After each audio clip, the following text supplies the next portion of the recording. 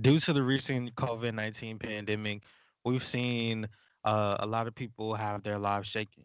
We almost had football taken away from us, and even though football is here, it's kind of hard to really celebrate the momentous occasion that we get every single year to cheer on our favorite teams, support our fan bases, to tailgate, to be 100,000 deep in our favorite stadium, and really soak in what is college football. Tonight we get the top 25 rankings, and we get to break that down with my guys. I got my team from Real Ones Productions joining me. I got LeverettKt. I have the R1P Truth, Jalen the journalist, and LL Cool Brad joining me for this R1P all access into the college football playoff.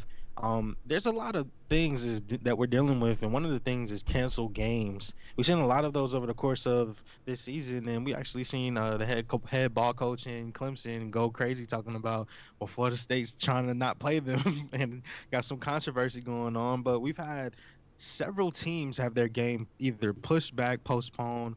The MAC and the Pac-12 began their 2020 seasons in November, which means all 10 conferences will be playing until the December 19th weekend. So this could go deep into December before we get any clarity of how this college football ranking is going to shape up.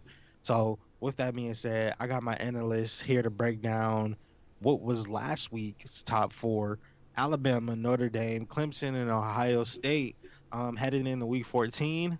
And not that far behind, we have Texas A&M, Florida, Cincinnati, and more in store for you. So I guess let's just start off with some early. Now that we set the stage, let's just start off by introducing everybody. I got Lever KT to the upper left hand side, Jalen the journalist above at the top, and then LL Cool Brad to the top right. Truth at the bottom. Let's start with LL Cool Brad. As we look into these rankings, what is your biggest surprise that you think we're going to see when these rankings do come out? I would say the biggest surprise for me, I'm gonna say that I believe that Texas A&M is gonna be farther back. I believe I think they're gonna be around. I think they're gonna be 6 or 7. I think they're gonna be pushed back. Okay, so now that we get Texas A&M as the first team mentioned on the board, we'll go ahead and put a check mark next to them.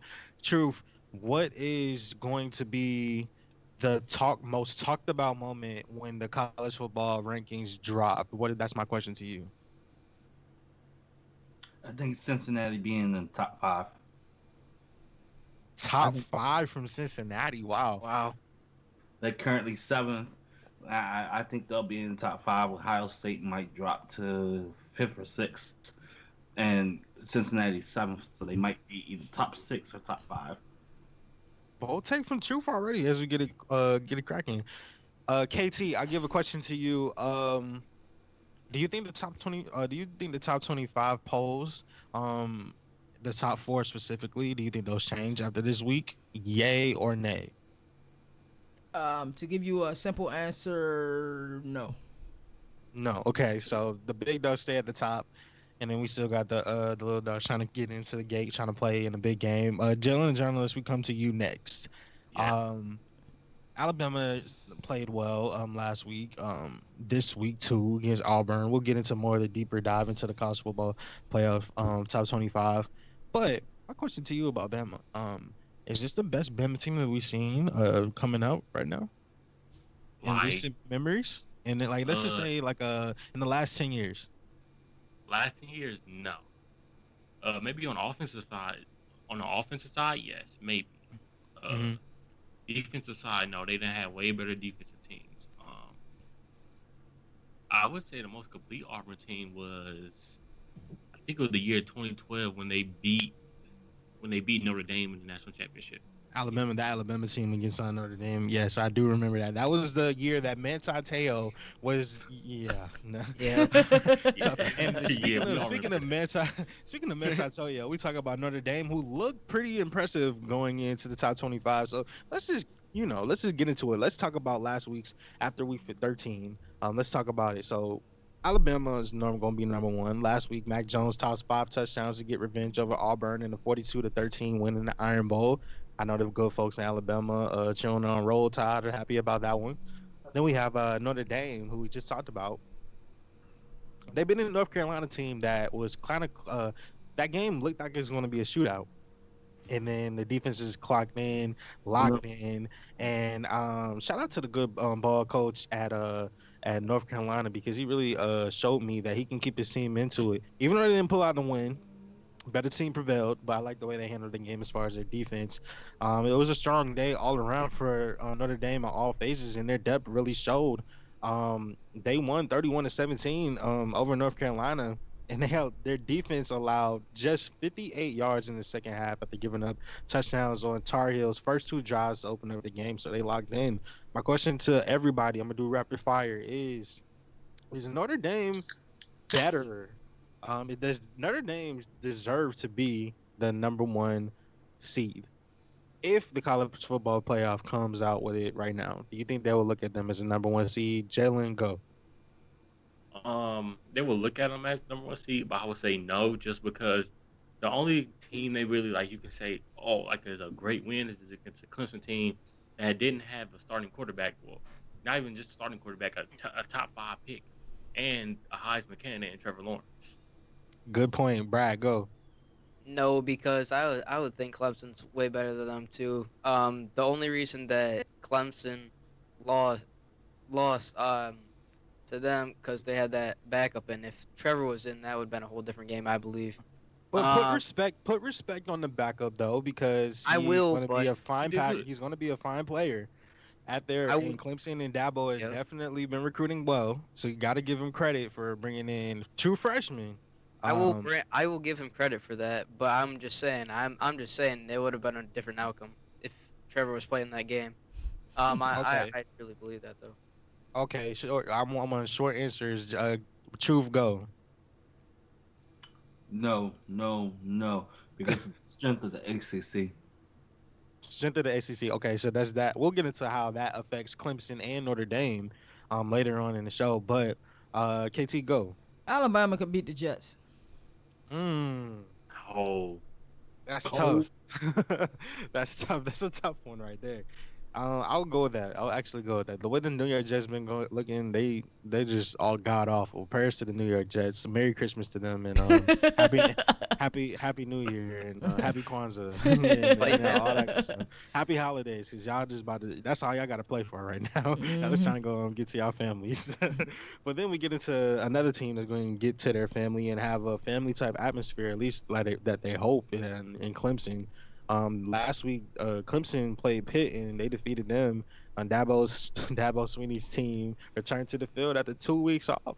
But there was no rush evident in a 52-17 win over Pittsburgh quarterback Trevor Lawrence.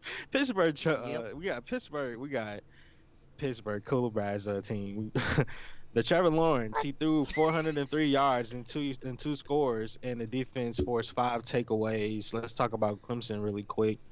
Is Clemson getting enough credit? Even though they did lose to Notre Dame. Jalen, we're going short answers. Jalen, go. I think they get enough credit. I don't think they're that good of a team, if you ask me. Mm. I want to expand on this, but I'm gonna come back to you. Brad, go. There. I think I would agree with Jill. Okay. Truth, go. I think they're not getting enough credit. I think they're a team that has one full depth that can compete with Alabama. It is a situation with Clemson where they forced five takeaways. The defense is, to me, looking really unrusty, even though they had a little layoff. KT, Trevor Lawrence came back and threw for 400, two scores. How did you like his performance? His performance was phenomenal. First round pick on the NFL draft, phenomenal. And are they getting the credit that they deserve? Who really cares? Honestly, it's the way Dabo Sweeney wanted. He don't want nobody paying attention to Clemson right now. But I'm I telling you, love the come take. playoff time, they'll be ready. Mhm. I love the take. I love the take. Give me Dabo. Put my hat in for Dabo. And I know a team that has dark memories of Dabo, what they did last year to these boys. Ohio State, they're currently 4-0 in season. The the Buck the Buckeyes were slated to play the at the Illini Goodbye. on Saturday, but the game was canceled due to the uptick in COVID-19 cases at Ohio State. When we talk about Ohio State, they could be in a situation where they have to have six wins in order to compete for that bowl. I mean the conference. We have Ohio State team that we know that has athletes loaded throughout their roster. Rapid fire question that we get into this top four as we break this top four down. Does Ohio State do we have a situation where they could be left out of the top four as we get later into the season? KT, go. Absolutely. If they don't play enough games, they will be left out of the top four. If they don't win the Big Ten championship, if they even can go to the championship, they will be left out of the top four. Tell me how that would happen though, like, because if I'm a fan that doesn't even know who I know how Ohio State, but I don't know what the games that they've played yet and like what their competition is like. Run me down like their most notable win. Indiana is certainly their most notable win in a game that Ohio State didn't look well. But Hmm. if they don't play enough games, like they are 4-0, when there's teams right now who are like BYU who are 9-0, Cincinnati is 8-0, Florida Hmm. is 7-1. Like, why would a team that only played 4, maybe 5 games deserve a shot over them, even though it is Ohio State? No. Hmm. I definitely can see where you're going with this one. We would talk about Ohio State even deeper. Brad, listen, we have, like I said, athletes loaded roster. Indiana with the win.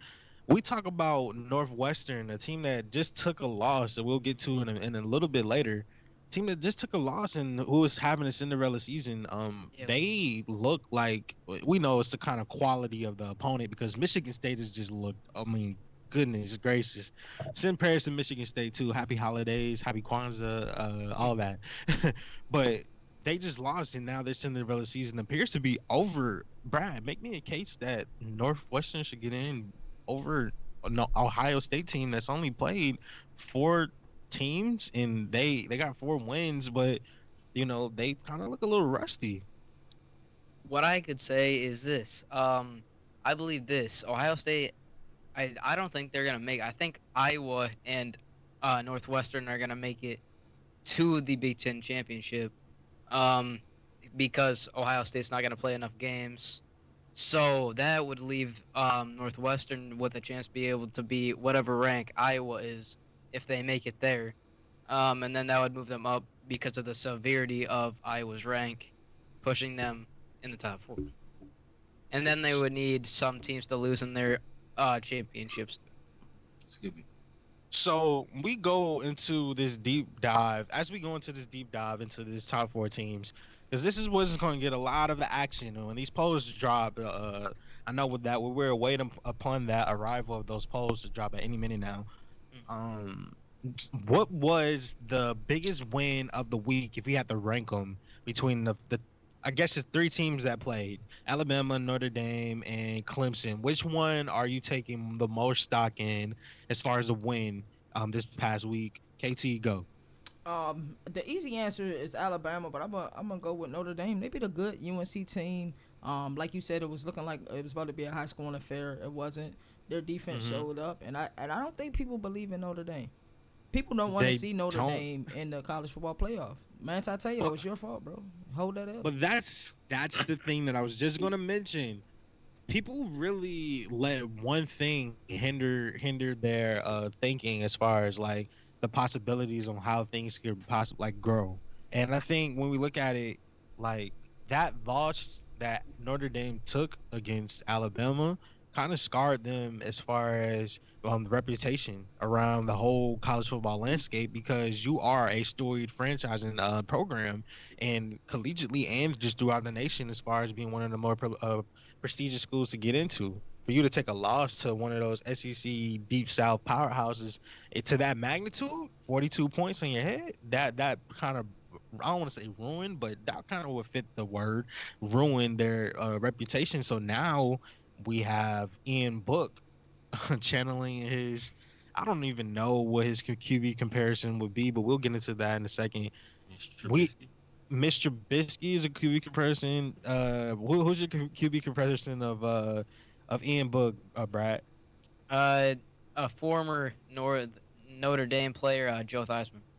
Mmm, Mm, Mm. good one. that was Hey, really good. My apologies, Moon. that was good. Hey, KT, who does he remind you of? That's I second Brad. I can't even you can't compete with that. Like Joe Theismann is a really good comp. I like that. I'm gonna go with Joe Theismann.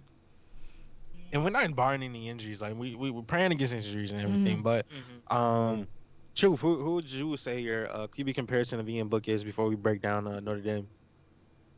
I'm going modern. I say maybe Patrick Mahomes or Kyler Murray. Mm. Okay, Blaine modern. Bortles is awesome. He said Blake Bortles.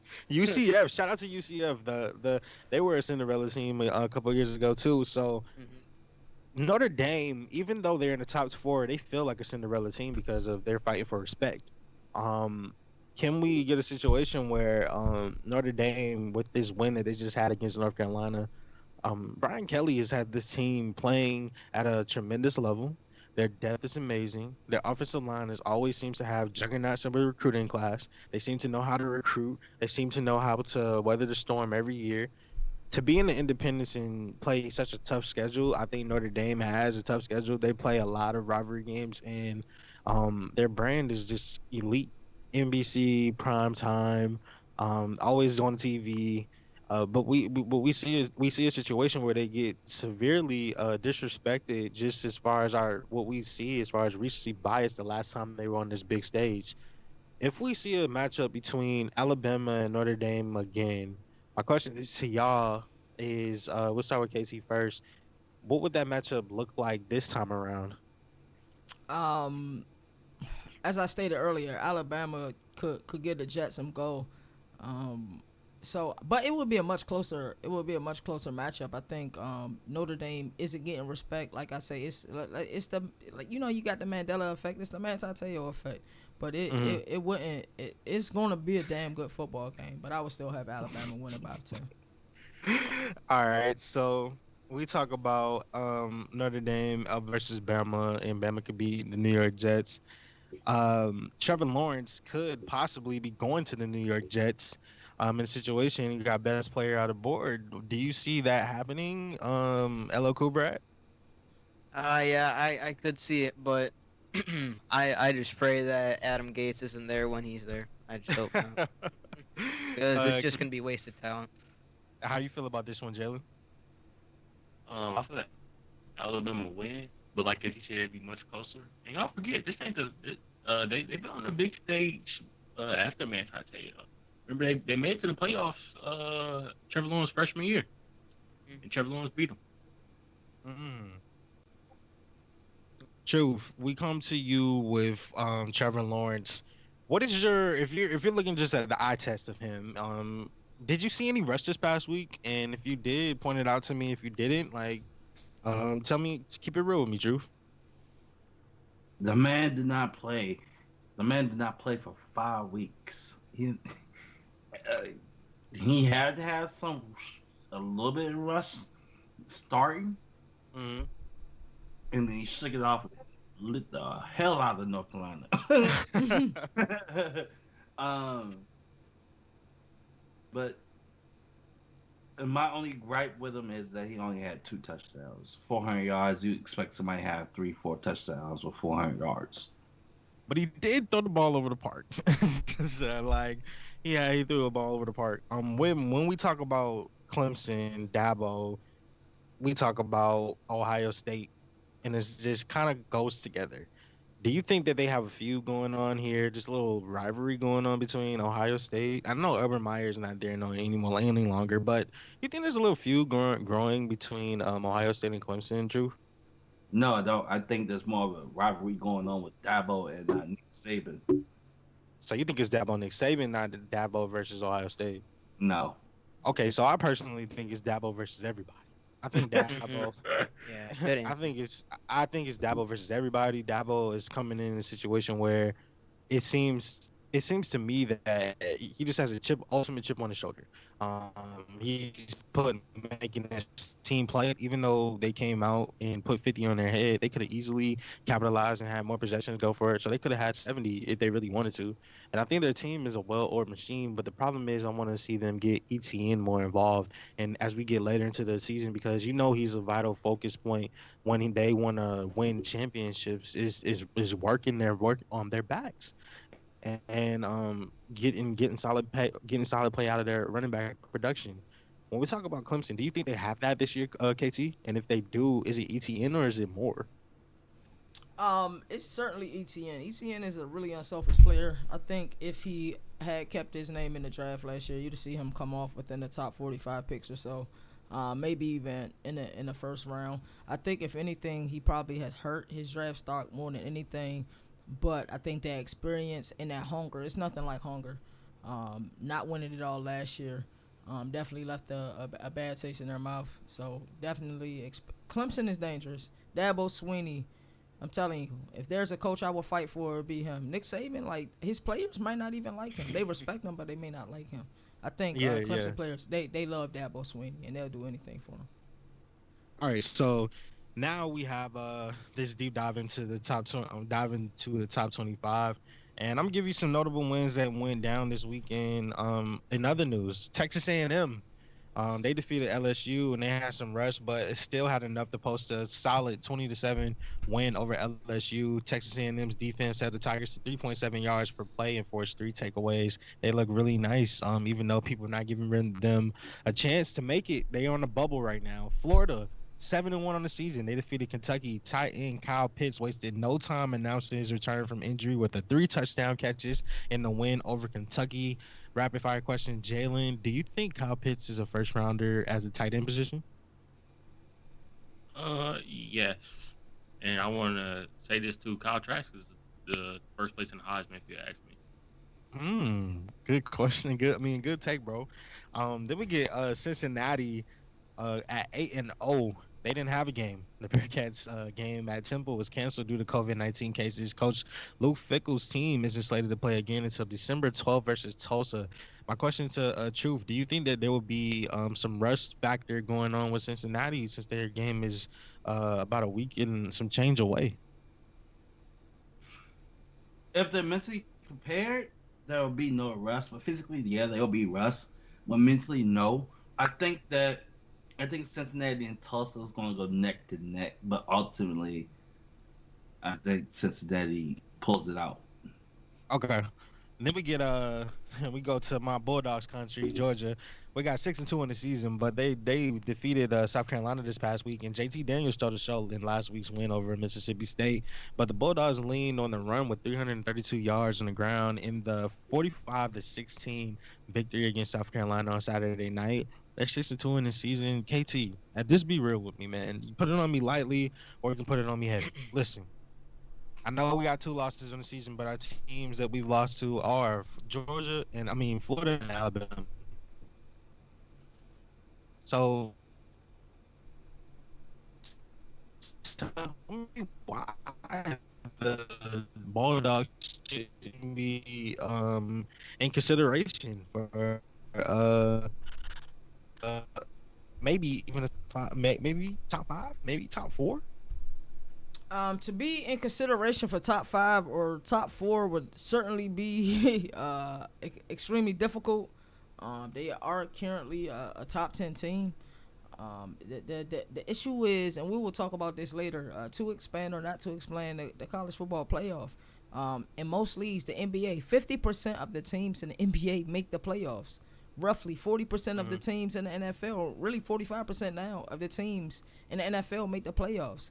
You have like 1% of the teams in college football that make the playoff. So even expanding it to 1.7% of the teams in college football make the playoffs. So it's sad because if they were in the Pac-12, everybody would be talking about Georgia. If they were in the Big Ten, everybody would be talking about Georgia. It's just they happen to be in the SEC. We're talking about three teams: Texas A&M, Florida, and Georgia fighting for their college football playoff lives, and it's not fair. Yes. Yes, it's not fair, and it's deeper than just me, Georgia. But Texas A&M, Florida, like they have great records, and I love the win that Kentucky. So unfortunately, prayers up to the Kentucky fans too. Y'all be okay next year. Um, Yeah. Florida came in and handled business. It started off ugly, but then they pulled away and really got things going, showed me that they can withstand a storm and continue to move forward progressively. And Kyle Trask, I do agree with Jalen Quick, like definitely a first rounder, and definitely he's worthy. He should be in that top three quarterback consideration for sure. But then we get to the next team, Miami, and they didn't have a game. The Hurricanes are slated to play Wake Forest next Saturday, but the matchup has been canceled due to COVID-19. They might have some rust. BYU didn't have a game. They had 9-0, and they were off in week 13. But now we talk about a team that actually did play, and they're coming in at number 11 on the season. Number 7-2. They defeated Texas in a game where it was close to the end, and Texas shouldn't even have been in the game to begin with. I'm talking about Iowa State. And a lot of people not making a consideration for them because they're coming out of the Big 12. But I want everybody, I give you about 30 seconds apiece. Tell me, and this is a little off script thing, but tell me a case about Iowa State. KT, you can start first. Um, the case is that there is no case, and I'm sorry to say that because I do like Purdy. But if we're talking college football playoff, the only team we want to see from the Big 12 is Oklahoma. My apologies. And that's crazy because Oklahoma coming in right after them. They're 6-2 as well. They didn't have a game, and they had their Week 13 game at West Virginia was postponed due to COVID-19. And when they return to action next Saturday, they will be playing against Baylor in a game that I expect them to win. But you never know. Spencer Rattler might, he it could be off day, but could be a boom game. Oklahoma, you said that they're the only team that we want to see. Jalen, is that really how the eyes of the committee sees it? Uh, I think so. I think they're like the only Big 12 team that can have like two losses and even get in consideration for the playoffs Hmm. from the Big 12. Facts. Hmm.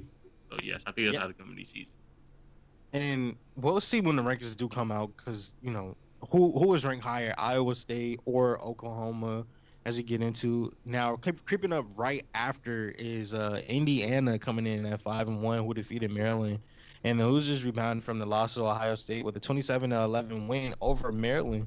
However, quarterback Michael Penix left the game due to an injury, and he did not return He tore his in the ACL. game. Yep. And that's just prayers up to him, bro. And do you think that their offense, Bradley, we'll start with you. Do you think that their offense can withstand this type of injury? And with him being such an impactful player for their team. I don't know. He's such a leader. A lot like most of their yards come from the air. And they don't run the ball a lot. That's what you'll see with Indiana, and they really need the backup to serve in and be a great leader, and make good decisions. So I say no.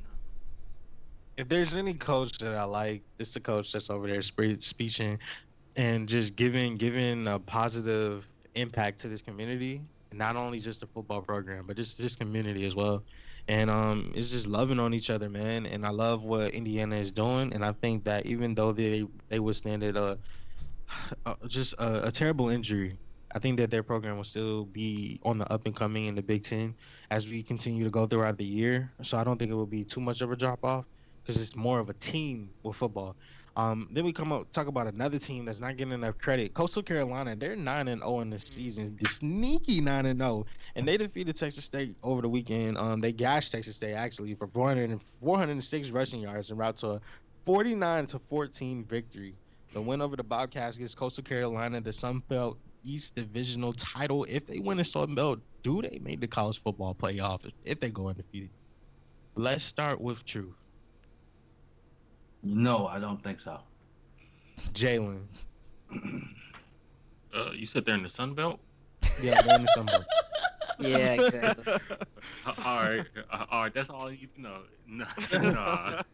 I was just about to say that there's no way I see a Sun Belt team making the college playoff. Okay, so this is like saying a MAC team say like Bowling Green's gonna make the like a bowl game if they score like 70 points on a team in the MAC. Hey, Like hey, Moon. Yes, If you was doing the sir. HBCU Dynasty on NCAA 14 and you need to take a conference, which conference are you taking? I'm taking anything but the Sun Belt. I get. yeah, I'm doing Nah, HBCU. I'm doing Sun Belt, bro. But in the Sun Belt. it's NCAA 14, and I took the Sun Belt. I And the wiped thing, out you the know, I but Sun know. yeah, the thing can about the rebuild you can rebuild the Sun Belt. And Right. I yeah, think that's what's going on with Coastal Carolina right now. You got to give them a little bit of credit, even though they are getting overlooked. They are undefeated, and if you want wins to talk, change their conference NCAA if you want them to continue to be in consideration with this college football top four that we got. Change the conference, maybe put them in the ACC and necessarily Coastal Carolina. Give them competition. Maybe Clemson give them a I run for their see. money. Who knows? The and I, Chanticleers want their hat in the pool. I uh, see. I see Clemson. No, not Clemson. I see Coastal Carolina being a good fit for Conference USA. But I also see if Coastal Carolina wins out, I can see them in the Sugar Bowl, either the Sugar or the Orange Bowl. uh, And that's the thing that's good for them, but at the same time, we're going to talk about this later whether we need to expand or if it's good where it's at. But this is where it makes it rough when we talk about not only them but another team that's in consideration from that conference is Marshall 7-0 in the year. The Thunder and Herd didn't play in Week 13. Coach Doc Holliday's team isn't slated to play until next Saturday where they play Rice. Northwestern took a horrible loss to Michigan State, and their sluggish offense continued to be sluggish and moving like Gary from SpongeBob. And they had four turnovers, proved to be too much to handle in East Lansing against a team that hasn't been looking good all year.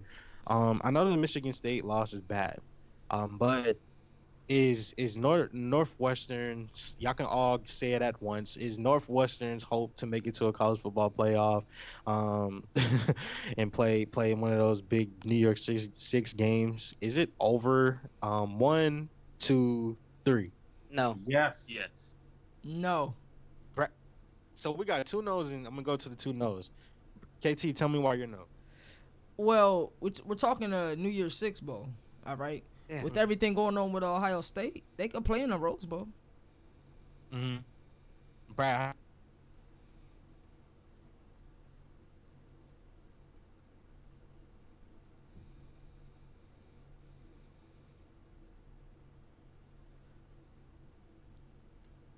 Having some connectivity issues.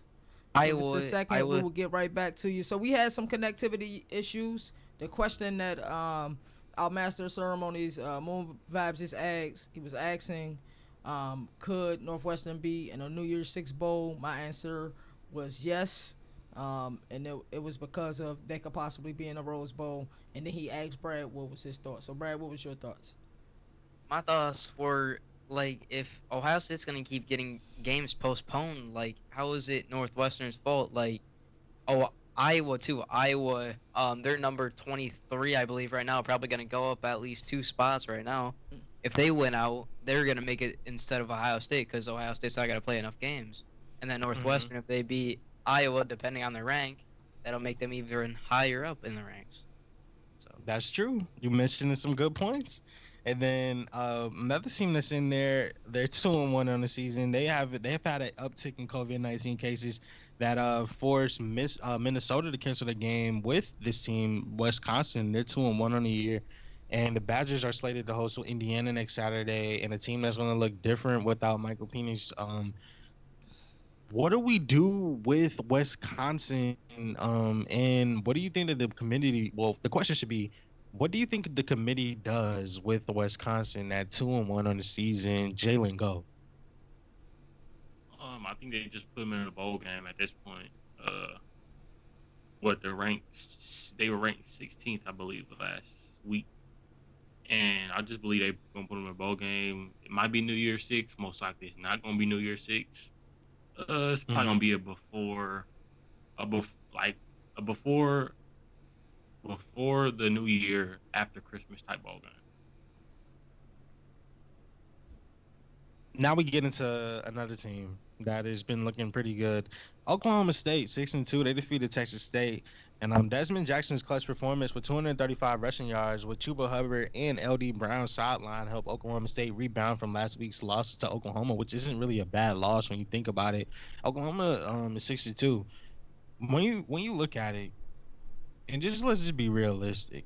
Can Oklahoma State really have a chance in the committee's eyes to make it in, KT?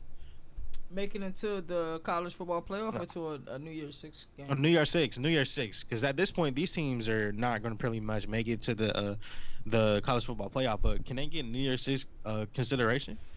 Ah, that's a that's a great question. That's a phenomenal question. It's it's so tough to say that can make it. Like, we know that when it comes to the Big 12, there's a bias. We only want to see Oklahoma, and then the same thing with the Big 10. We really only want to see Ohio State.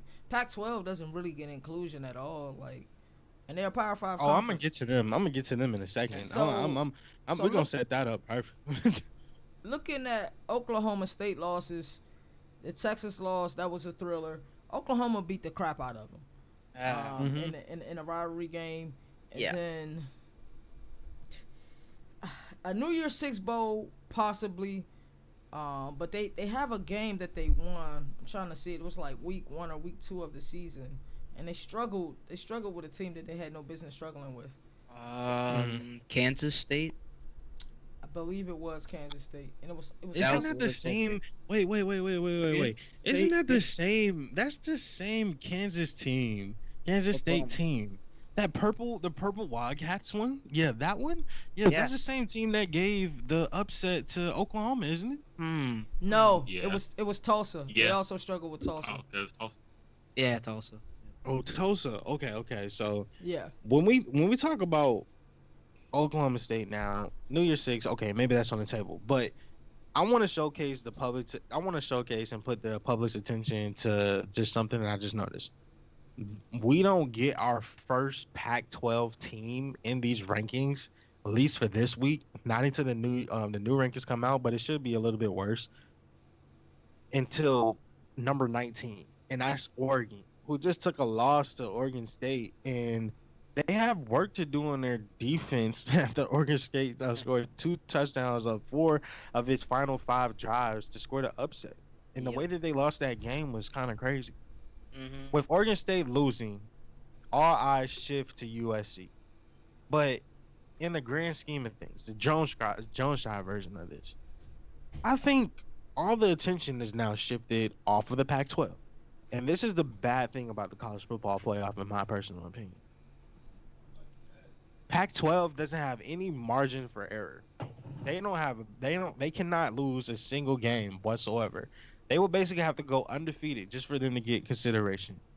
Oregon is 3-1, one loss in a rivalry game, to say the least. Yeah. And That's the sad part. they have no chance to make it in the committee's eyes if they're ranking them this low. Then we have to talk about USC, who's 3-0 this season, but because of COVID-19, we don't really know. But they are seeming to disrespect the Pac-12, and they ranked USC at 21 when you have Wisconsin, who lost the game, who is dealing with COVID-19. We don't know where they are. And then we also have a situation where the team all the way at number 4. Yeah, I said it. Ohio State. They got a game canceled and they 4-0. Listen, you got USC and Oregon. KT, make KT and Jalen. I'll give KT. Oregon will give Jalen USC.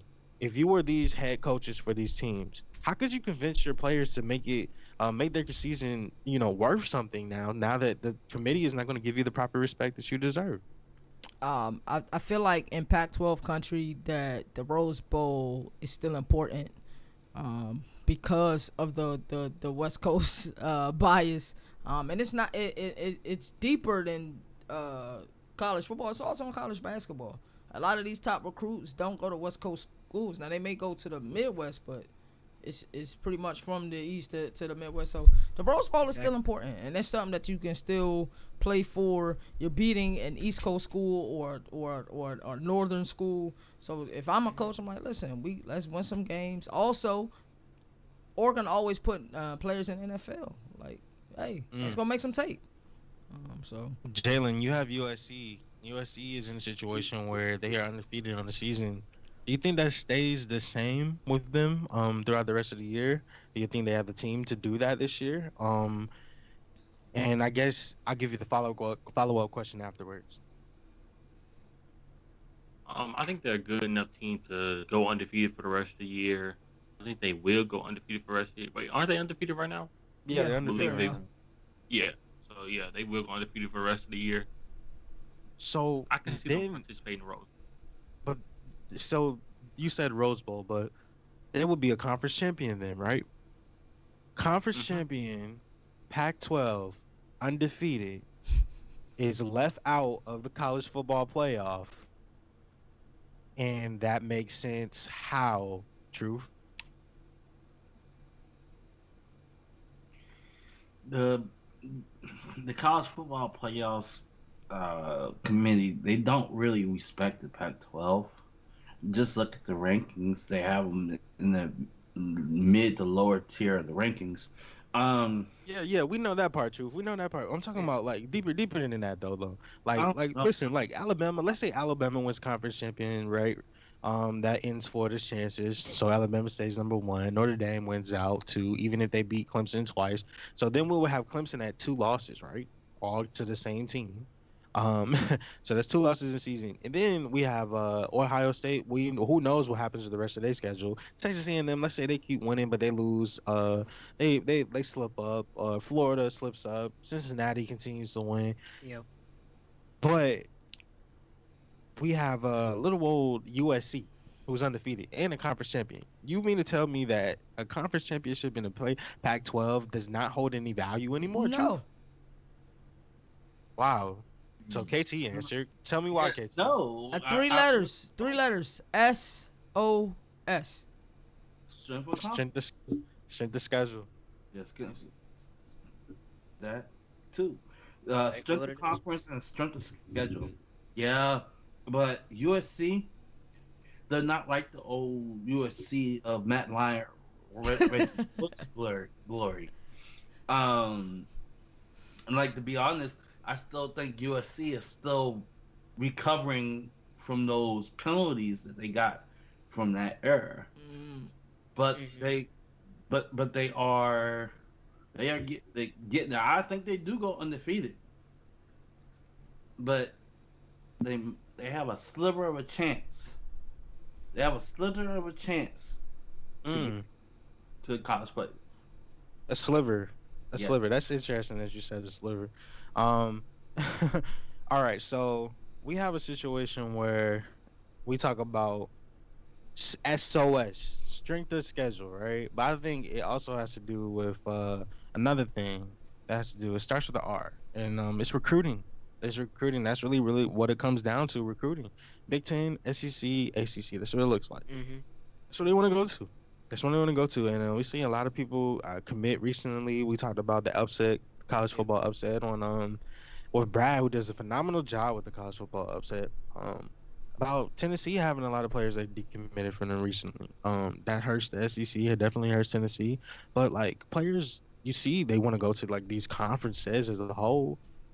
Pac-12 like doesn't really get the highest ranked recruits and everything. But do you think the Pac-12 is kind of like that the gold mine? It was a gold mine, and that area over there was just a gold mine for so long. And we came over there and got gold. But do you think like hey, maybe the gold doesn't have as much value as it once did before? Maybe are we like totally just um disregarding everything going on out west to say, hey, let's just focus on the big boys in the SEC and the Big Ten and Notre Dame whenever they can pull it together for the magical season. And I guess I'll answer that to Jalen. Can you give me like can you dumb the question down a little bit? I guess the question is the Pac-12 just losing its glory in the eyes of like the committee? Okay. Um, I think yes, just because I think when they do got Pac-12 teams there, I mean, they lost to Ohio State. When was it, 2014? Then Washington went and they lost to Alabama. They got smacked by Alabama. Hmm. Uh, and I don't think it's like no consistent team or a consistent enough team in the big Pac-12 that is like a top ranking every year. So I think it is losing their glory to like the committee. So this is just laying out perfectly. We talk about another team that's getting a lot of glory, and that's the Iowa Hawkeyes. Brad, how you feel about Iowa this season? I see a lot of improvement. See, Even with some of the guys that they lost this season from the draft, they've still maintained even a little bit more. They've done a little bit better than they did last season, in my opinion. Um, they just need to work on defense a little bit and stopping the run, but they're still a really solid team. yeah, they're favored by 12 and a half this week. That's how solid the committee feels like they are. They're currently number 24 in the season, 4-2 in the season, and they play Jalen's final lineup this week, and they go to their lineup. That should be funny. 3:30 p.m. That's Hey, gonna be a game I gotta watch. hey, With Mo, the Yes, sir. I want to say this since we mentioned Illinois. Ohio State was scared last week. That's why they ain't play. He That's when said you it. know Jalen's trolling. He said they're scared. Um, Speaking of scared, a team that's at kind of at the bottom, that's also 3-0, that's in the Pac-12. We're gonna go back to them is Washington. Rounding out the top 25. Like, is Washington in the same situation as we talked about with USC, where they're kind of gonna be having the magical season in their eyes, but it being not so magical at the end of the year, KT? I think Washington's case is actually worse than USC's case, because Washington has been in a college football playoff recently, and the committee wants Yep. nothing to do with Washington. Yes. It's really as simple as that. And they're 3-0. A lot of these Pac-12 schools, uh, that magical number 6 games. I was looking at USC schedule. They only have one more game remaining, and they're Mm-hmm. 3-0. Like, what can you do with that? A team that's 3-0 or 4-0. I'd rather Mm-hmm. see a 7-2 team than a 3-0 or 4-0. It's such a small sample size. And it's the same thing with Right. Washington. They have a game scheduled with Stanford. They have a game scheduled against Oregon. That's what, 5 games? Like, that's too small of a sample size. Right. I love the analysis. So we got into all of the top 25 teams that came out, and we are awaiting the committees, what they feel like the top 25 is going to be like this week. We are giving our live predictions beforehand, of course. But if you don't know R1P, man, let us get you familiar with what's going on with R1P. We got two trailers coming up from two segments for that we have. One from Fantasy Vibes, hosted by myself, Moon Vibes. You can check that out live on Twitch. Follow Real Ones Productions on Twitch, and then the other one is by the Upset College Football with Bradley. That's up here, LL Cool Brad, and it's a phenomenal show for everything that you need Appreciate for it. college basketball, college football, and most importantly, recruiting. He puts you in game with recruiting. We got these two commercials. We'll be right back really soon, and to talk about more teams that's outside of the hunt, and we're gonna make a case for certain teams. We'll be right back. This is Real Ones Productions.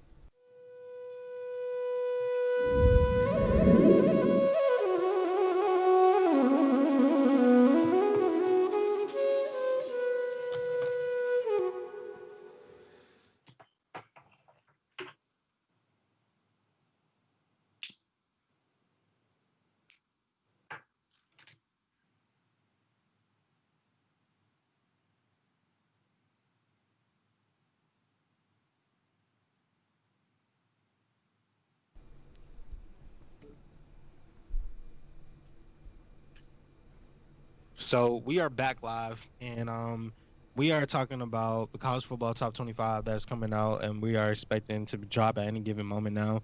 I think it already dropped.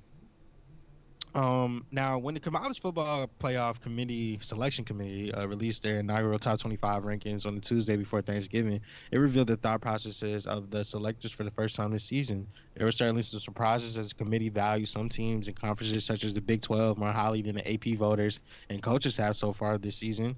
Others, such as Pac-12 teams and BYU, who technically counts out West, were devalued by the committee compared to the major human polls. Black Friday and final Saturday of the month allow committees to reevaluate the hierarchy. Now, not everyone ranked in the first top 25 from the committee had the chance to play. However, in addition to scheduled idle weekends at Miami and Marshall, a half dozen other programs were sidelined by COVID-19 protocols.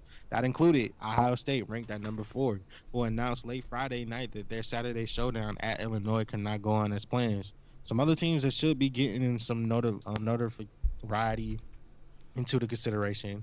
A 3-0 Colorado team, gotta put respect on Colorado right now. A 4-0 Buffalo team that is doing great things this year. Hey, can I Uh, add on that? yeah, go ahead, Brad.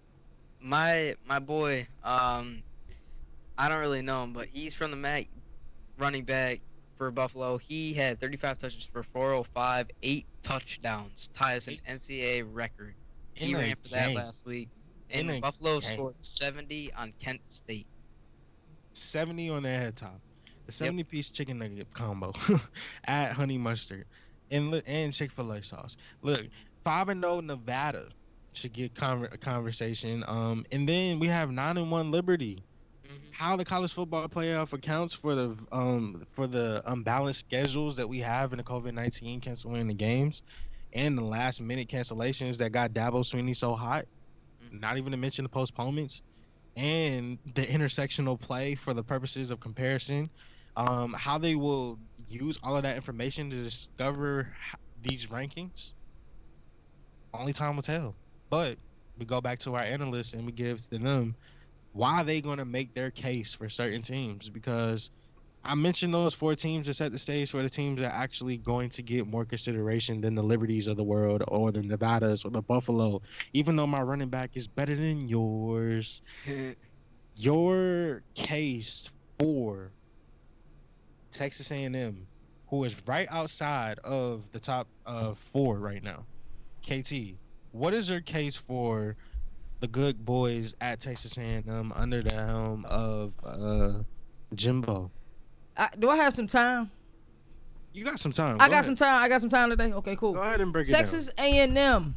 If you are Aggie fan, I want y'all to look me, get everybody from the 12th man, the real 12th man, and let them know that it is our time. Put some respect on our name. Yes, everybody want to bring up the bad loss to Alabama. Boom, worst loss that they have.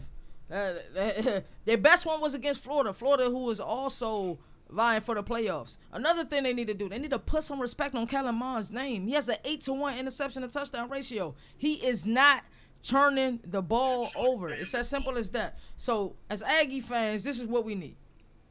We need Clemson to lose to Notre Dame in the ACC championship. They give them LL two losses. And then we either need Ohio State to lose in the Big Ten championship, or they don't play enough games, and then the committee just come like, they got 4 games, ain't nobody trying to see them. Also, we need Florida not to beat Alabama in the SEC championship. Even though we beat Florida head to head, you know if they beat Alabama and Alabama is not going to fall less than 4, because everybody wants to see Alabama play in the college football playoff. Yep. Period. So, and Spiller is averaging 6 yards a toe. Not CJ Insane Spiller. numbers. We talking about Isaiah Spiller. He's averaging 6 yards a toe. I'm telling you right now, Texas A&M can make the college football playoff, and the rest of these teams better look out. I love the case. I love the case. So my feeling of Texas A&M is this: it's no shame in my game if I lose to Alabama, but there is shame in my game if I lose to Florida. Now, the fact that they handle business against Florida, that makes me happy, you know.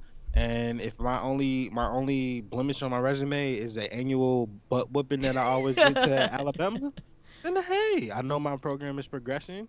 Kellen Mond's numbers that you read, the 8-to-1 rate, the touchdowns, the interception, phenomenal. And I think that, you know what? I'm just gonna be a bold take.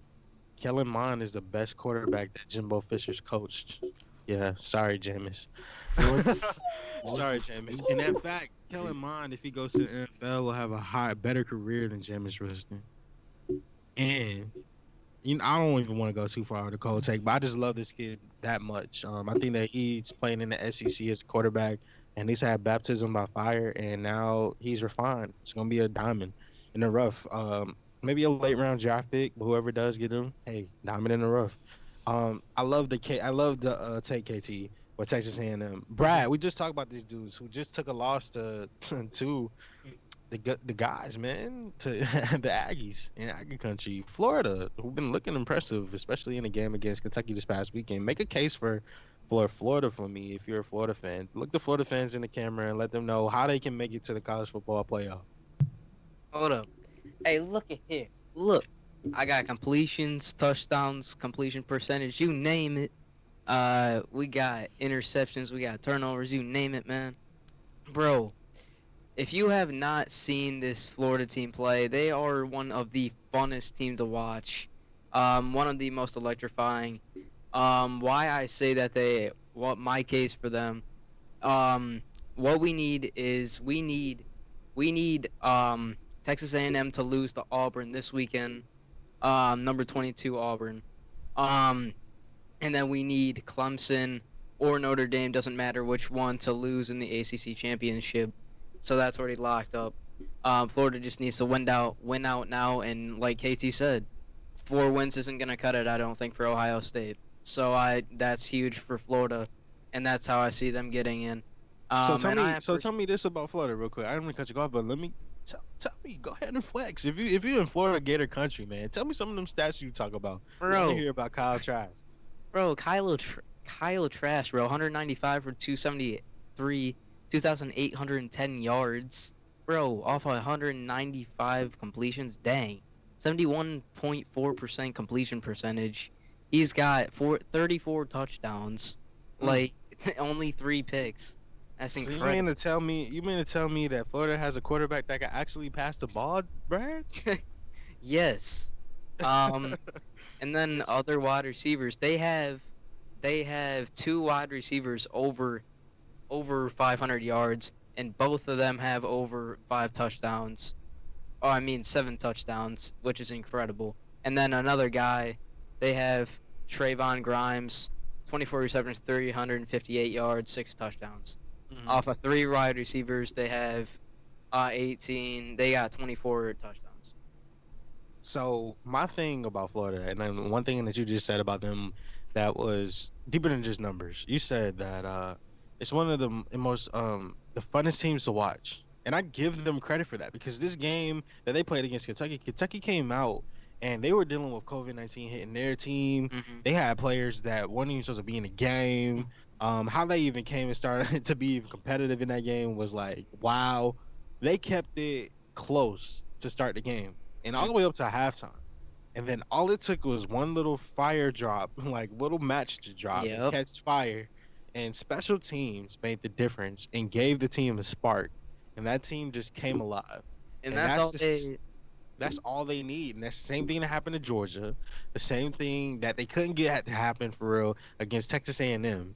But like this team is like that walking starter team. All they need is just something to happen and just go their way, and it's just a downhill snowball effect from there. And yeah, and another thing, they can rely on those plays easily too with these wide receivers that they have. Kyle Pitts, he can go up and moss anybody. I feel in the league, in the college football. I believe. I didn't ask you this question, but do you think I have Kyle Pitts as a top 10 fantasy let me not even get into fantasy yet, but top 10 uh tight end or top 10, let me say, pick in this draft. Absolutely. Absolutely. Mm, bold take, man. I love your breakdown of Florida, man. And then we get into Jalen. Talk to me about the good boys in Cincinnati who are off this week. How do they? If you're in Cincinnati and you're in Ohio, and you fresh off of losing Joe Burrow for the season, all you need right now is a glimmer of hope. I just need a glimmer of hope that maybe I can get some type of natty, some type of good rising because the Browns ain't gonna do it. The Browns ain't gonna do it. Listen, the good folks in Cincinnati want Jalen and Jalen to tell them how they can make the college football playoff. Make your case, Jalen. Well, I'm not Jalen right now. I'm Luke Fickle. I'm a Cincinnati head coach. If I'm and Get in I'm your him, bag, Lou I'm looking at Fickle. it like, and if I'm him, if I'm Luke Fickle, I'm looking at it like, okay, our case is that we beat a good Memphis team who was ranked not too long ago, like 2 weeks ago or a week ago. Mhm. Uh, we also beat another team that's ranked 2 weeks ago or a week ago. So those are two quality wins. Right. Uh, and we have Tulsa coming up, who Tulsa's undefeated too. So This that is could, if we true. beat them, that could be a good quality win. And on top of that, I can be like this: UCF. Remember, they were held out of the college football playoffs. Everybody had a big deal about it. Yep. That was not that long I ago. can be like, yeah, and I can be like, oh well, you don't want fans doing that again, you don't want fans making it a big deal again. Why not put a group of 5 team in the playoffs and actually let us show what we can do? And didn't they beat UCF?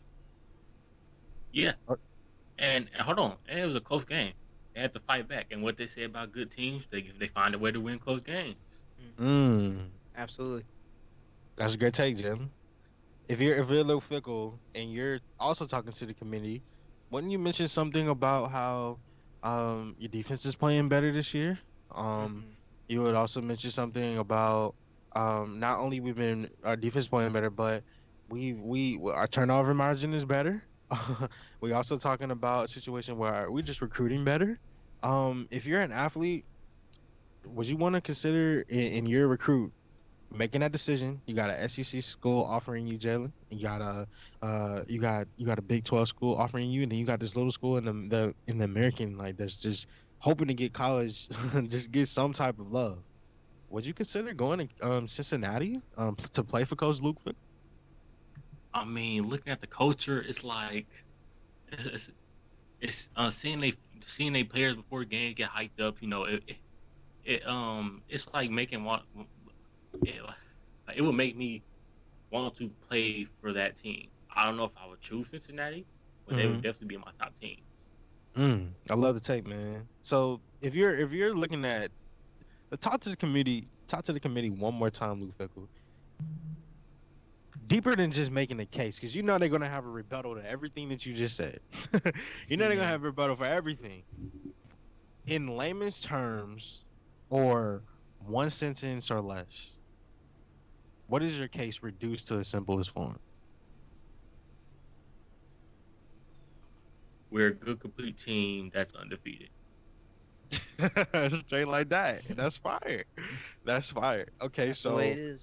another good team that might not be getting enough love right now is the good folks out in at Brigham Young. And that's what we got with Truth. If you're on that campus and you gotta make a stadium that is actually a really nice stadium just to look at and to watch their games at nighttime in a conference that is independence. But Truth, if you're the head coach and you got to talk to us after the release of the college football playoff rankings, how do you make a case for the Cougars?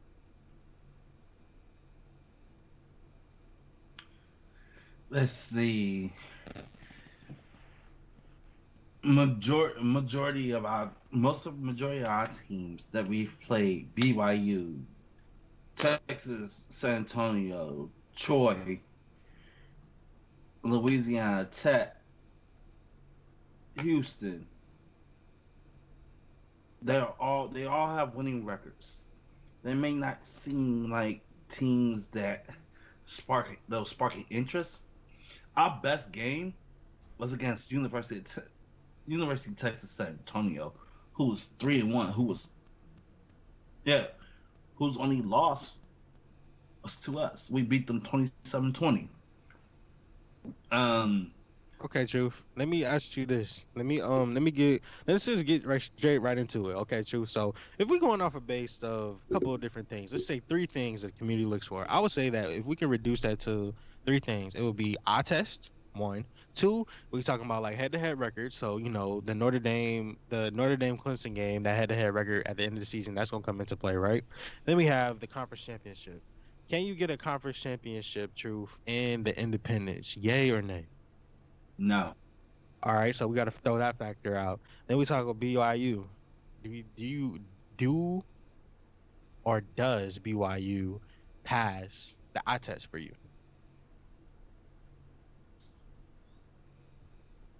Yes, they do. So they pass the eye test, head to head record, if applicable, which is not going to be the case for them. We have a situation where you're the head coach. At the end of the day, college football playoff committee, selection committee, that is not going to really um, care about COVID or postponements or anything like that. They're going to try to put the best teams. Why is BYU the best team and should be in consideration for the top four teams in the nation? Let me put it like this: the last team that was showcased, which was Cincinnati. If we played Cincinnati, we blow Cincinnati out by 22. Our average point, our average score is like 45 to 48 points per game. Nobody, nobody can seem to, except for a few people, be able to stop us from scoring 48 or more points. So do you think they have a game against on December the 12th against San Diego State, right? Do you think they score over 40 in that game? Yes, I do. So with that being the case, they getting style points, of course, right? Do you think that helps in the eyes of the committee with the eye test? I think it does. I definitely think it does. Um, because yeah, as an independent, you get to pick and choose your teams. I mean, I'm assuming we chose these teams for a reason. But they didn't really have that many options because That is true. if you really think about it with COVID-19, like they kind of reduced it, say, hey, you got to play conference, and That is true. everybody's taking up, so they didn't really have a great field of people to choose from. So that's also working in their favor too. But it's typical what we see and what happens with undefeated teams that have poor schedules. You just read out their schedule in detail. What's their best win Their best win is against UTSA, who was 3-1. on the season? UTSA. And Then what would you say? What would you say? If San Diego State, they finish the season against San Diego State, if they play them, blow them out, would that be in consideration for the best win? no, Okay, so you not sticking with not not UTSA. not in my eyes. Not in my eyes. I personally I like close games. I think if you can win, I think if you can win a close game, you can show that you can play nitty gritty. You can pull and you can ultimately pull off and win that close game. That All you right. be in the game all four quarters and not be Laxi Daisy after having a 21, 28 point lead. Okay, so peep this. And let's just break it down like this. Ohio State had a game canceled against Illinois, right? Texas A&M on won 4-1. Cincinnati didn't play. Georgia won. Miami didn't play. Oklahoma didn't play. Indiana won barely. Um, to me barely. 27-11 is not really that close. Then Iowa State, pulled the close one out against Texas. Northwestern lost. Their Cinderella team is gone, but that's the team that's above BYU right now in the rankings from last week. This is before the rankings come out. So prediction, and I'll let you just be the one that can be truth to Damas in this case. BYU, what's their projection? What's their ranking when the new rankings come out? They're 14 right now. Do they go up in how? If so, how high? They go up one. They go up one, so they go to 13 in Northwestern Falls. Northwestern drops. So, okay, so rapid fire, how far does Northwestern drop? Assuming that North Wisconsin didn't play this week and USC didn't play this week. I say, where's Northwestern? I think they dropped to like 15th to 16th. Not that far. of a drop. That's right up there, bro. USC had to cancel last week's game at Colorado due to COVID-19 cases. So you're right on the money with that one. So now we get into the last one. Well, we already made the cases for every team, and Cincinnati, Texas A&M, Florida, BYU are all teams that are on the bubble, and BYU should have got more credit as far as my personal opinion. But after the break, we'll get into whether or not we should expand or to not expand the college football playoffs. All of this is coming to you live from the good folks at Real Ones Productions. I'm your host, Mo Vibes, and we'll be back right after this.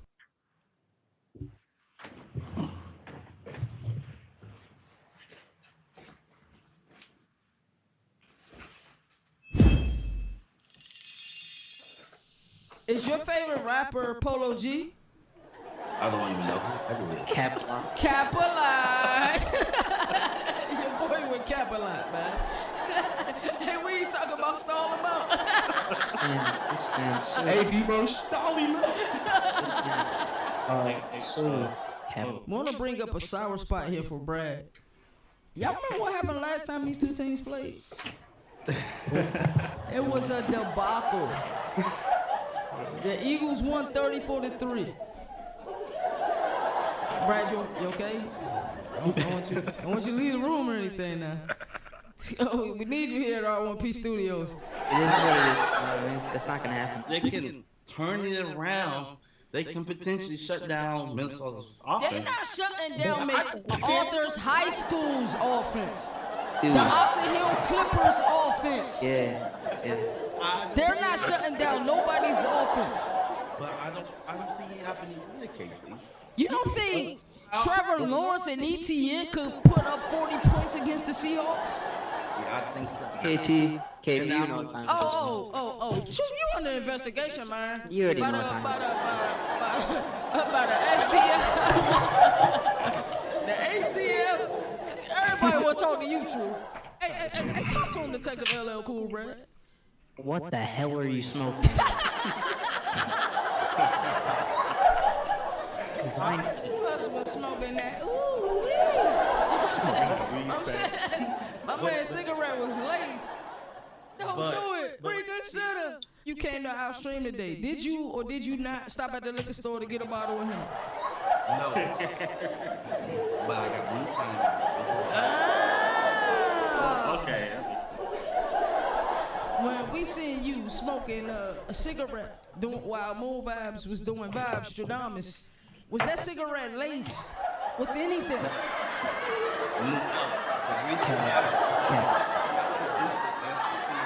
Hold on. Before you even go there, is your caps enabled on your keyboard right now?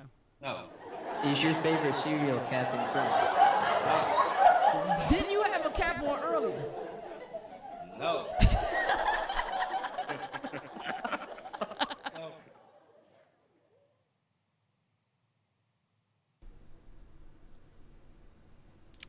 Due to COVID-19, the committee will have more roster issues to consider than ever before. How much that concerns them is yet to be determined, but we'll have a lot to say and to see for ourselves when these college football rankings come out today. I'm back joined with the boys for R1P All Access. I'm here as Moon Vibes. And we'll get into to be or not to be. We talk about whether this college football playoff that we've wanted for so long, especially in the days of the BCS. Everybody had a problem with the BCS. I think everybody had a problem with Alabama continuing to show their dominance over that 5-year stretch. Then we get the college football playoff. We couldn't even really get the playoff before people wanted to expand it even more. And a lot of the uproar lately has been, yo, expand the playoff. You want to expand the playoff? Please expand the playoff. But if everybody's kind of getting annoyed at it, but if you really look at it deeper to its core, college football is the only one that hasn't really expanded their playoffs, at least to a number that makes sense. They have 4 teams out of 120 that can make it. Meanwhile, the March Madness, which makes more money than the college football playoff, has 64, really 68 teams that can play in. And have the chance to not only just be a Cinderella team, but possibly win a natty. Now, whether it happens, that's the beauty of it. But it really, we have to figure out the beauty of this college football rankings, and with only being four positions. So to be or not to be, as far as the college football playoff, we got my boy Truth and I got Jalen to talk about the 16 team playoff.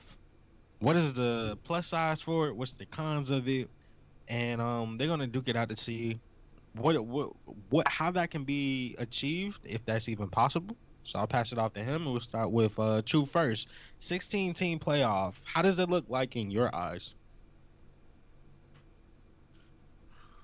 I'm a I'm a bar page from the FCS. Let's see, 16 teams. I say 12, 12 are automatic 12, 12 slots are already assigned. You have four play-ins. You have four play-ins So how that slots. will work is 12, the conference champions of each conference. Um, conference versus conference. Yeah, I say champions versus champs. With maybe there's 10 conferences. Really that's really 20 some a 20 spot playoff there. But a 16 per team playoff still exclude four four champions. Two or four champions. Um, let's see. They play in. I would say start the playoffs maybe around December December 16th. It So starts start to the college football playoff December 16th. You talking about nah, Truth. Hold on.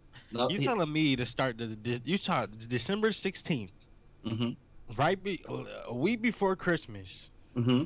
You talking about including the famous Idaho Potato Bowl included in this game in this college football playoff? You talking I about that early? I would use the okay. You got the initial four: sugar, cotton, orange, fiesta. Then um and then randomly and randomize every year the remaining bowls that would be used in the playoffs. Uh, just to raise the significance of those bowls. Um, one place 16, 2, 15, 3, 14, and so on and so Mm-hmm. on. Mm-hmm. I think with a 16 team playoff, it'll allow more teams to get in.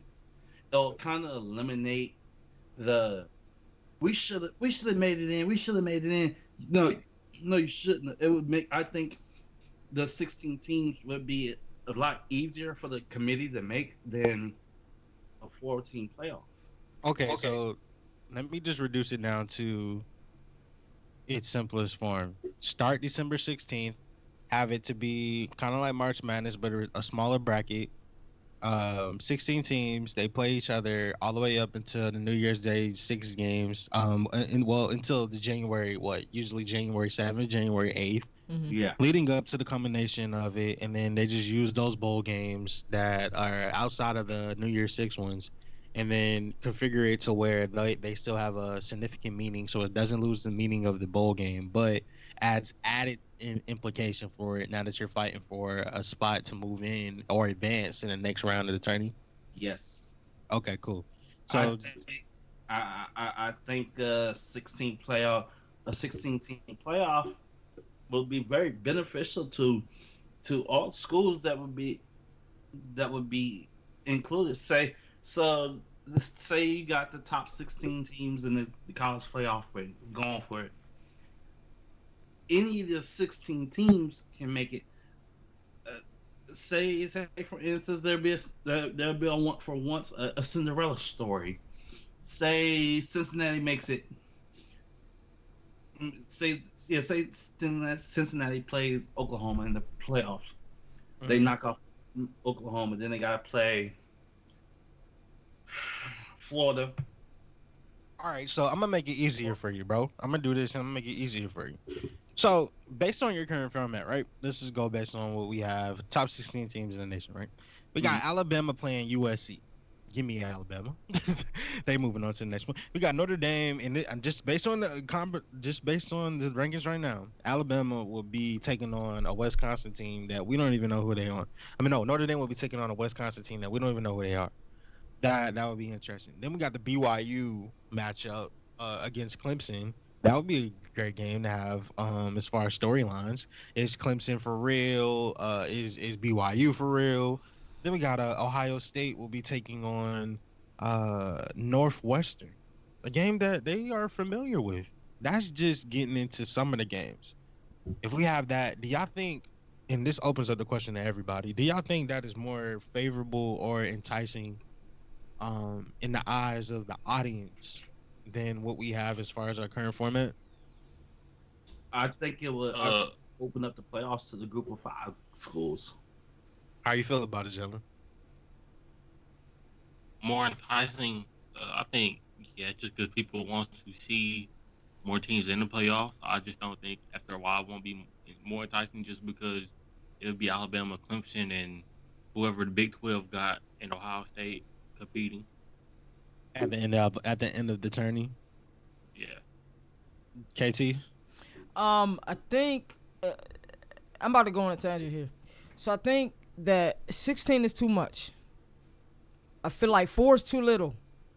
8 is perfect. Now I can elaborate on 8 later, but the only thing that scares me about adding teams to the playoff is when will it stop? You know, Hmm. the Final Four. Well, I mean, NCAA does have the Elite Eight. Well, the NCAA does have the Sweet 16. NCAA does the college basketball does have the round of 32. Like, when will it stop? Yeah, Would you it? know there's people out there that's like Yeah, that. yeah. So 16, I don't believe is the way. But I think 8 is perfect, and I'll explain that later. Jalen, how do you feel about the 16 matchup that we have? And I'll let you go into your attention.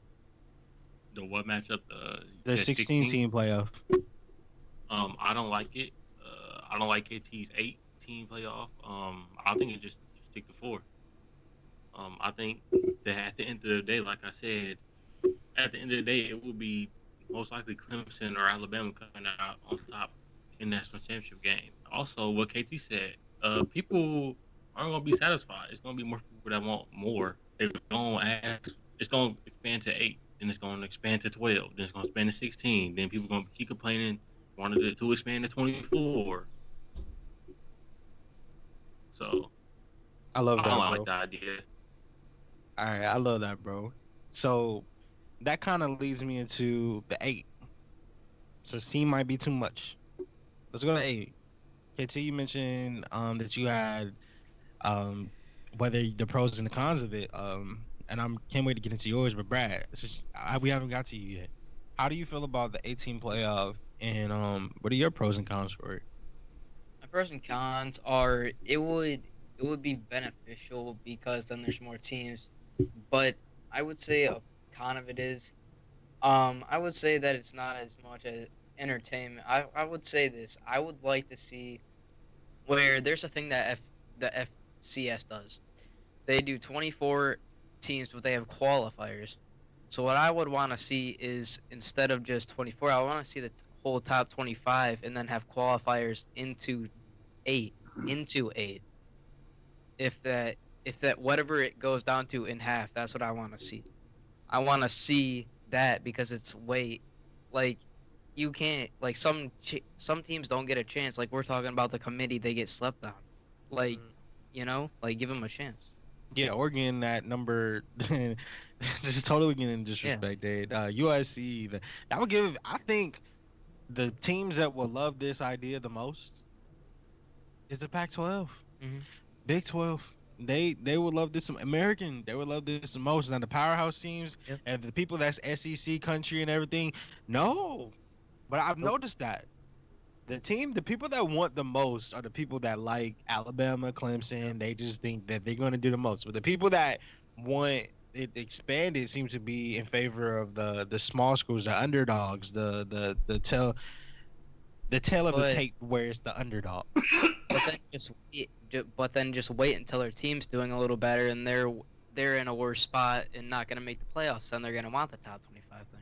Like that year, where it was Alabama missed the top four because they had like Yep, two that's true. losses. Yeah, like two losses recently. Yep. But man, KT, I know you've been waiting for a minute. Like, tell me about the reason why your pros and cons on an 18 playoff. All right, so a 14 playoff is pretty much 0.03 percentage. That's pretty much your percentage of making a 14 playoff out of 130 plus FBS schools that they are. Well, 8 teams. The Rose Bowl game, as it stands right now, has no implications on the national championship. The Sugar Bowl, as it stands right now, has no implications on the national championship. Why is that? So if it's about politics, if it's about well, hey, these bowl games are important, we'll make the Rose Bowl and the Sugar Bowl mean something. 2 additional games. So with an 8-team scenario, you have the first round is 4 games. You have 1 versus 8, 2 versus Mhm. 7, 3 versus Mhm. 6, 4 versus 5. How many times have we seen that team that make it, like the year Washington made it? I guarantee that team that was 5th and outside looking in would have probably dogged Washington. We'd have got them up out of there early. Right. This is possible too. And that And goes into the committee of why Washington's ranked number 25 right now. yep. Even though they're at 3-0. What was you about to say, Brad? I was gonna say like the top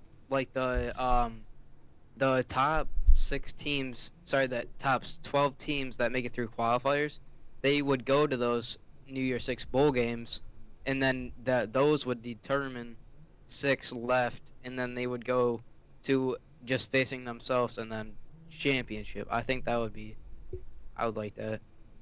Casey, There would be going the back worst. to There would be the worst team versus the best team in the.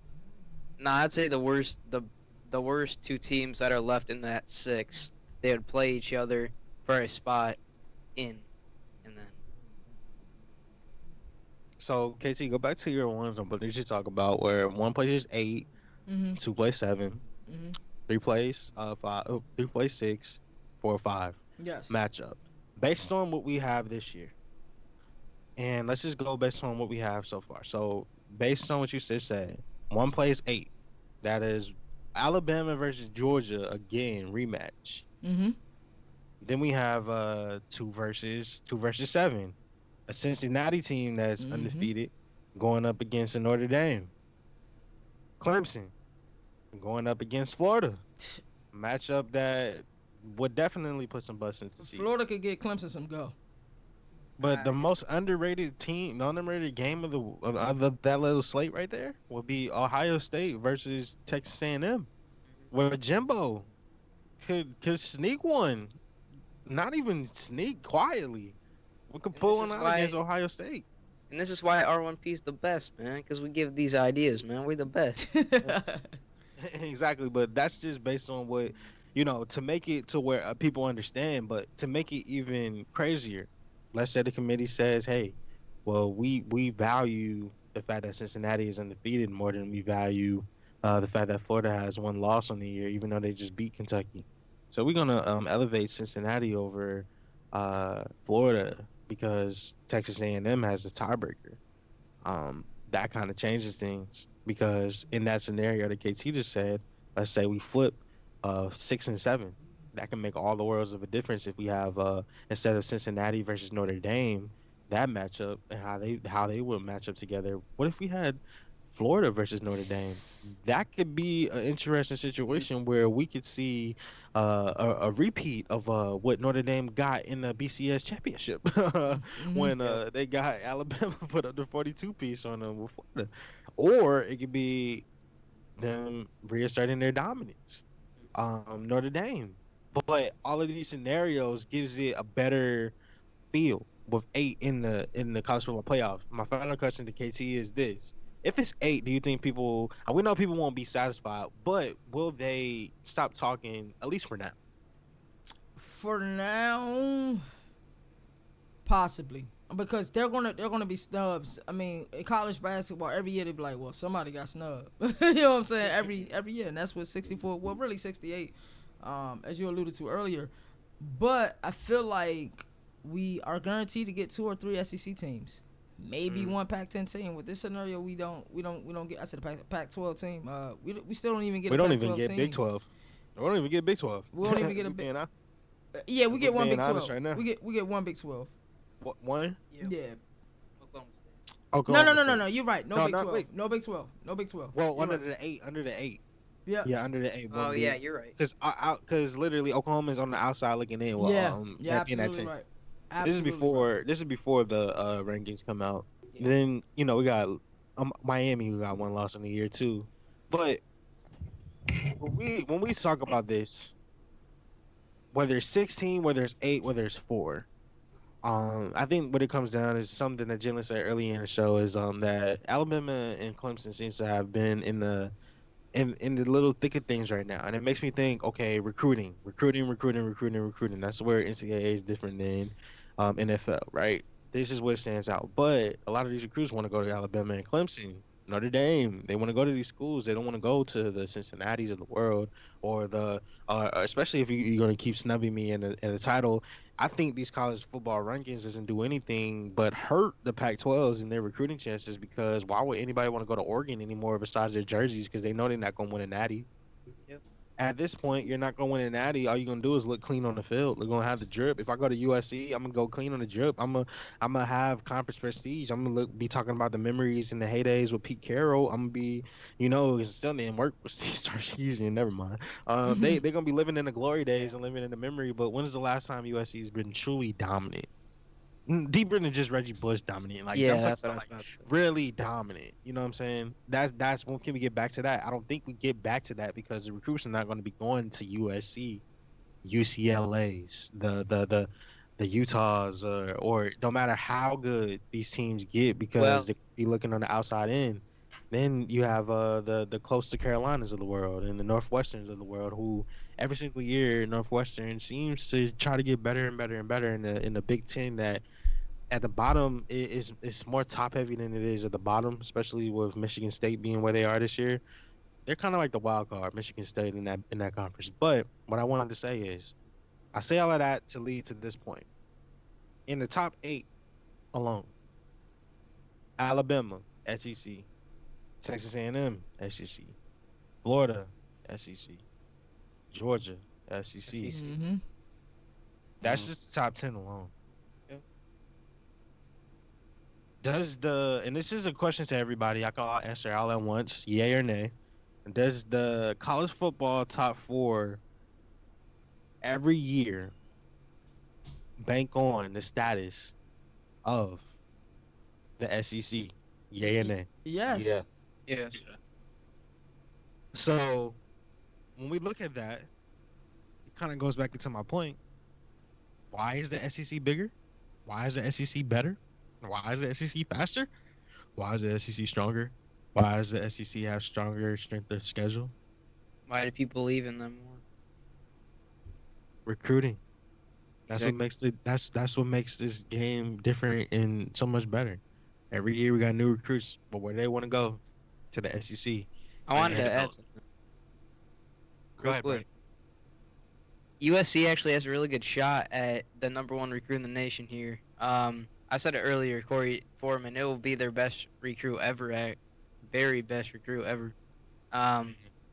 So yeah, like coming in as a composite rating, not the best. We obviously don't know that yet, but I'm just saying. What's his position?